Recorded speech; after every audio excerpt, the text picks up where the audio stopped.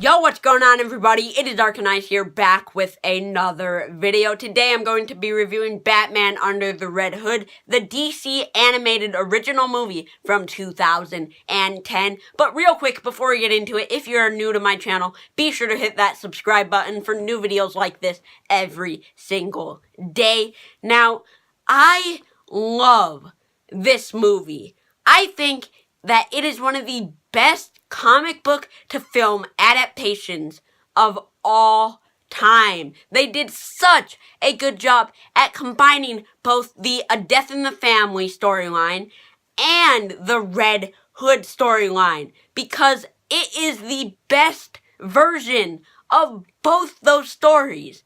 And that can be hard to do whenever a movie is way better than the comics it's based off of.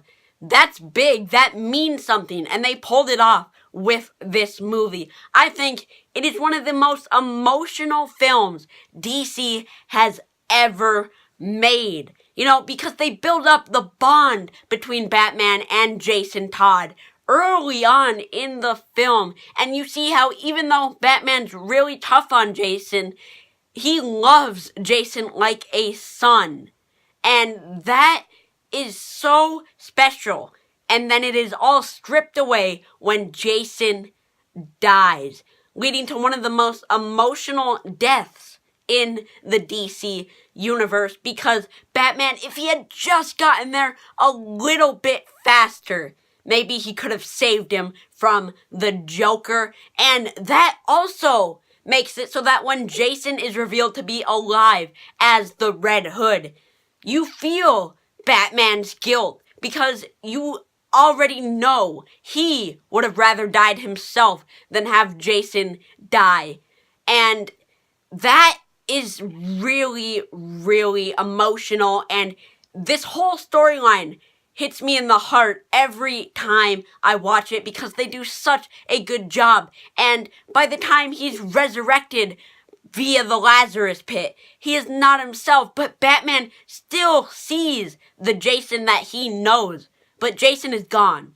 Alright, he is a completely different character, and an awesome character at that. The Red Hood is great in this movie. All the characters I really like. There are some amazing fight scenes like Batman and Nightwing versus Amazo, Red Hood versus Black Mask and his little mob gang, Batman and Red Hood versus these little, like, android thingies, and Black Mask, including him in this movie, was a really interesting decision, and it really gave him his first real kind of chance to shine. You know, nobody really knew that much about him, or even knew he existed, and this movie, you know, it gave him some popularity, and he's honestly a really good villain for smaller scale stories, which is what this is, alright? It's an emotional, grounded story. There is no Justice League, there's no aliens coming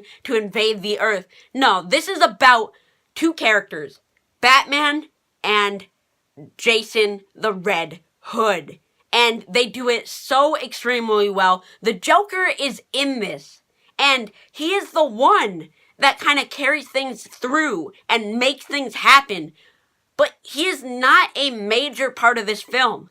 And that is really cool, that they sidelined Joker a little bit to focus on this main story. And I think it worked really well. I also like the different sides and philosophies of Batman and the Red Hood. You know, Jason, after his accident, thinks that, you know, crime can't be totally stopped.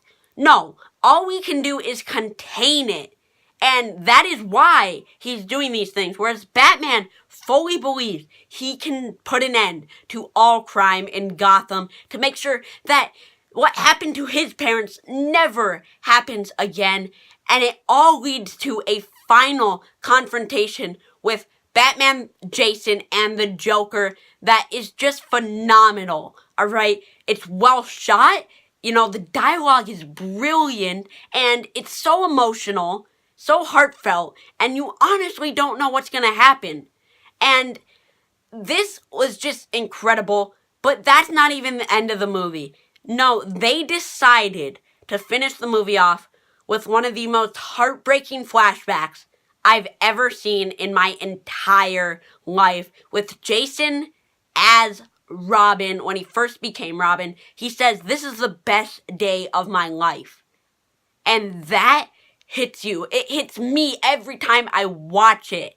You know, they did such a great job because you know what happens. You know what happens after that. And it's just heartbreaking. And they didn't choose to show it at the very beginning of the movie. No, they put that at the very end. And that is amazing.